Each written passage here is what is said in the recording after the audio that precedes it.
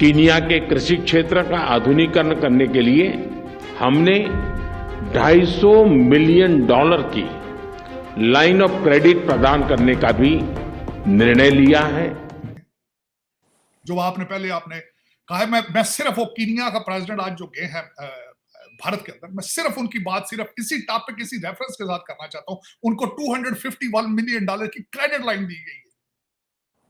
Credit line दी है उन्होंने, क्यों दी है मैं वो और आपको मैं सिर्फ आपको मैं, हालांकि आपका कंपैरिजन बनता नहीं है, मैं बच्चे जो लौंडे लपाड़े जो आपके बैठे ना उर्दू में ट्वीट करते हैं सारा दिन, जो टोटे चलाते हैं, सिर्फ उनको बताना चाहता हूं कि $72 मिलियन के लिए आपका मुल्क IMF के सामने लेट चुका है, लेट गया है।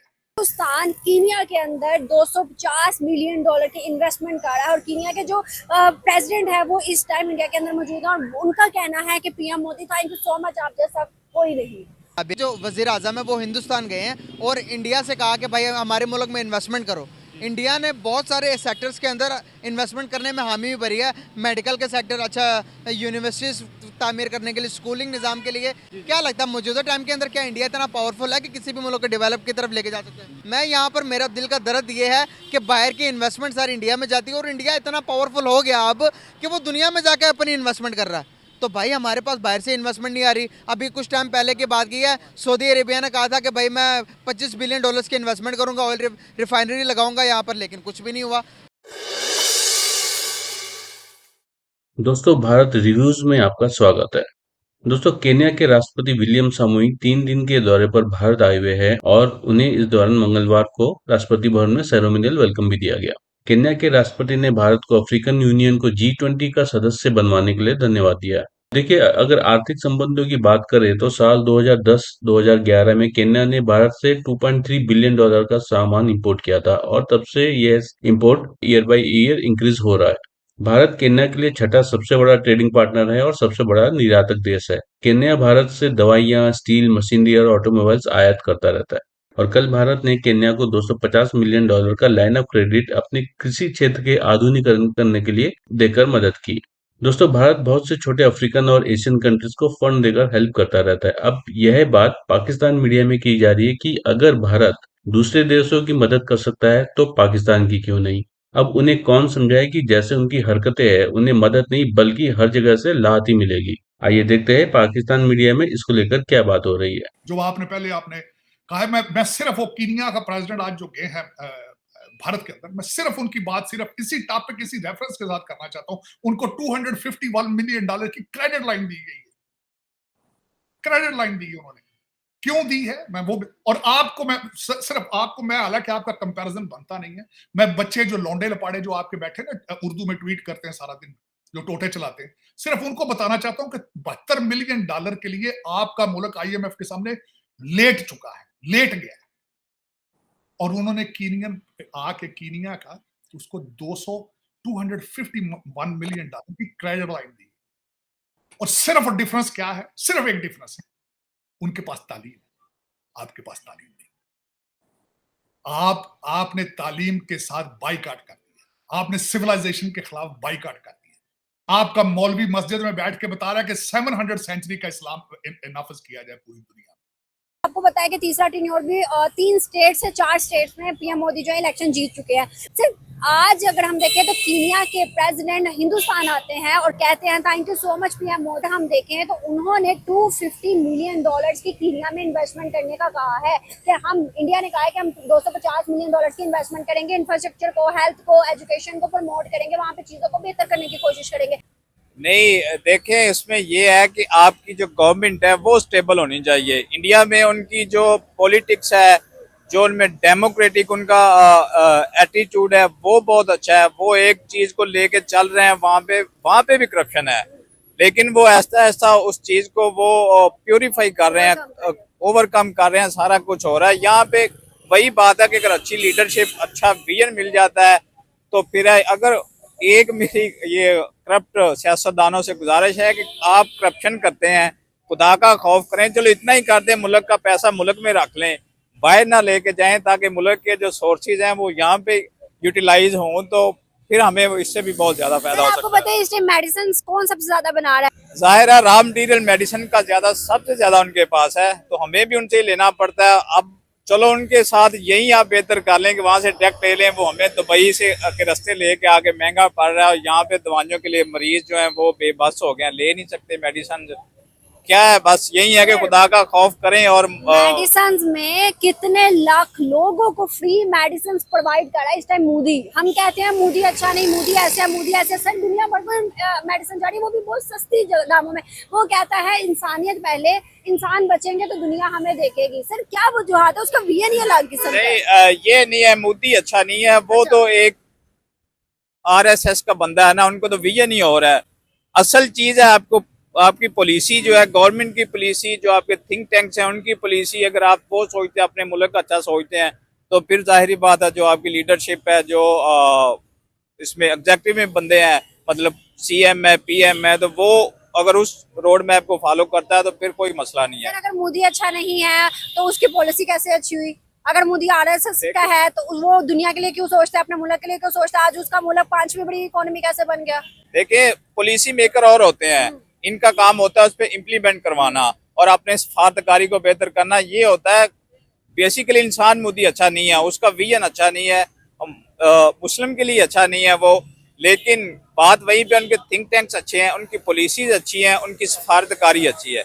ये चीज है जो इंडिया को आगे लेके जा रही है। तो आज की जो न्यूज़ के मुताबिक जो वज़ीर आज़म है वो हिंदुस्तान गए हैं और इंडिया से कहा कि भाई हमारे मुल्क में इन्वेस्टमेंट करो। इंडिया ने बहुत सारे सेक्टर्स के अंदर इन्वेस्टमेंट करने में हामी भी भरी है। मेडिकल के सेक्टर, अच्छा यूनिवर्सिटीज़ तामीर करने के लिए, स्कूलिंग निज़ाम के लिए। क्या लगता है मौजूदा टाइम के अंदर क्या इंडिया इतना पावरफुल है कि किसी भी मुल्क को डेवलप की तरफ लेके जा सकते हैं? बेशक इंडिया है पावरफुल, बट अल्हम्दुलिल्लाह पाकिस्तान भी मतलब किसी से कम नहीं है, ठीक है। दूसरा यार वो उनकी है, ठीक है, वो उनके साथ उनका, अगर कोई हमारे पास आएगा, ठीक है, हमारे कंट्री में आएगा तो जाहिर सी बात है इतना तो हर कोई कर लेता है, ठीक है। बेसिकली इंडिया ने अपनी इन्वेस्टमेंट्स करनी है वहाँ पे, ठीक है ना। इंडिया ने अगर अपनी इन्वेस्टमेंट करनी है तो जाहिर सी बात है उसने वहाँ से कमाना भी है।